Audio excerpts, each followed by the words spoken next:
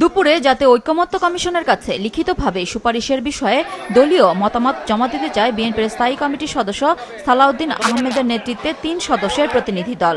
প্রতিবেদন জমা শেষে গণমাধ্যমের সাথে কথা বলেন সালাউদ্দিন আহমেদ। বলেন, সংবিধানের মূল প্রস্তাবনা স্প্রেডশিটে শুরুতেই উল্লেখ করা হয়নি। তাছাড়া সংবিধান সংক্রান্ত সুপারিশমালায় ১৯৭১ সালের স্বাধীনতা যুদ্ধের সঙ্গে ২০২৪ সালের গণ অভ্যুত্থানকে এক কাতারে আনা হয়েছে। এটি উচিত বলে মনে করে না বিএনপি। ১৯৭১ সালের স্বাধীনতা যুদ্ধের সাথে ২০২৪-এর গণ অভ্যুত্থানকে এক কাতারে নিয়ে আসা হয়েছে, যেটা সমুচিত বলে আমরা মনে করি না। এটাকে অন্য জায়গায় রাখার বা তফসিল অংশে রাখার বা স্বীকৃতি দেওয়ার বিভিন্ন রকমের সুযোগ আছে, সেটা আলাপ আলোচনার মধ্যে দিয়ে আমরা পরে প্রকাশ করব। সংবিধানে রাষ্ট্রের নাম পরিবর্তনের বিষয়ে বিএনপি একমত নয়। তাছাড়া সংবিধানে পঞ্চদশ সংশোধনের আগের অবস্থায় যে প্রস্তাবনা ছিল সেটির পক্ষে বিএনপি।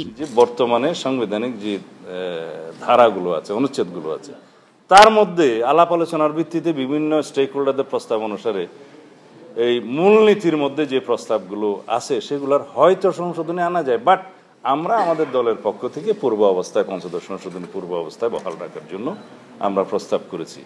সালাউদ্দিন আহমেদ সাংবাদিকদের বলেন, নির্বাচন ব্যবস্থা সংস্কার কমিশনের কিছু সুপারিশ বাস্তবায়িত হলে নির্বাচন কমিশনের স্বাধীনতা ক্ষুণ্ণ হবে বলে মনে করে বিএনপি। নির্বাচন কমিশনকে দায়বদ্ধতার জন্য সংসদীয় স্থায়ী কমিটির কাছে জবাবদিহিতা করতে হবে বলে একটা সুপারিশ এসছে।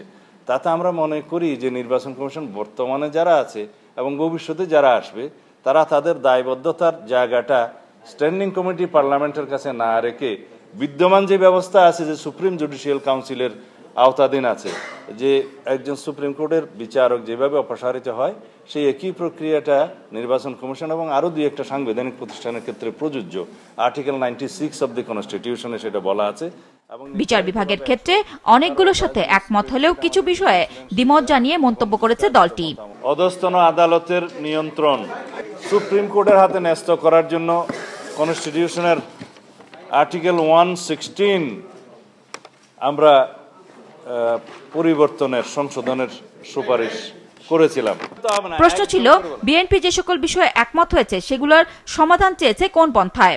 আমরা একটা বৃহত্তর ঐক্যমতের ভিত্তিতে এসে সংবিধানে একটা ব্যাপক সংশোধিত সংবিধান পেতে পারি।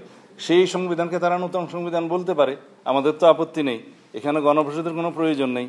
এখন তারা সেই রিপাবলিককে নতুন রিপাবলিক তাদের নামে ডাকতে পারে, আমাদের আপত্তি নেই। কিন্তু সেই আইডিয়াটা পুরো জাতির উপরে ইম্পোজ করাটা কতটা যুক্তিসঙ্গত সেটা আলোচনার দাবি রাখে। যে আর্টিকেল 8, আর্টিকেল 48, আর্টিকেল 56 এবং আর্টিকেল 142 ইটসেলফ, এগুলো যখন সংশোধিত হবে তখন গণভোটের প্রয়োজন হবে। যদি নতুন সংবিধানে আলাপ আলোচনার মধ্য দিয়ে আরো কোনো প্রভিশন যদি এই গণভোটের অধীনে নিয়ে আসা হয় সেটা তখন দেখা যাবে, সেই সমস্ত ক্ষেত্রে গণভোটের কথা আসতে পারে। এখন গণভোট যদি প্রথমে দিয়ে কোনো সংবিধান গ্রহণের ক্ষেত্রে যদি জাতি একমত হয় সেটা আলাদা প্রশ্ন, কিন্তু আমরা মনে করি আগে সংসদ নির্বাচন করা উচিত, গণভোট নির্বাচন নয়। তবে সকল কমিশনের সুপারিশের উপর নিজেদের মত জানাতে আরো কিছু সময় নিয়েছে বিএনপি। নুরুন নাহার উইলি, মাছরাঙা সংবাদ, ঢাকা।